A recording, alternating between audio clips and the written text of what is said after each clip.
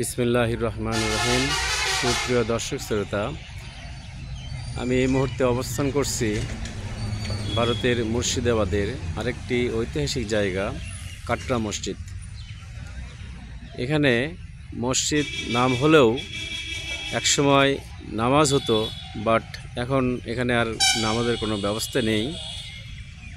এখানে নামাজকে কেন্দ্র করে খুব সম্ভবত 1988 সালে হিন্দু মুসলিম একটা দাঙ্গা হয়েছিল, যার পর ভারত সরকার এখানে নামাজ নিষিদ্ধ ঘোষণা করে। এমনটি জানালেন এখানকার স্থানীয় একজন ব্যক্তি। তিনি বললেন, কেউ নামাজ পড়লে এখানে 2 লাখ টাকা জরিমানা এবং 10 বছর কারাদণ্ডের ব্যবস্থা করা হয়েছে।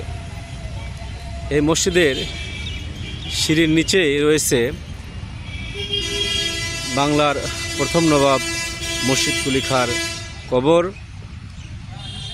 তিনি কি কারণে এই কবরের ওপর দিয়ে একটা সিঁড়ির ব্যবস্থা করছেন আমার সঠিক জানা নেই, তবে খুব সম্ভবত তিনি এরকমটাই মনে করতে পারেন যে দর্শনার্থী যারা আসবে তাদের পায়ের ধুলো যেন তার কবরে পড়ে, তিনি যেন পুণ্যবান হন।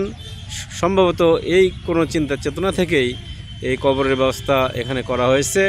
সবাই ভালো থাকেন, ধন্যবাদ সবাইকে। আসসালামু আলাইকুম।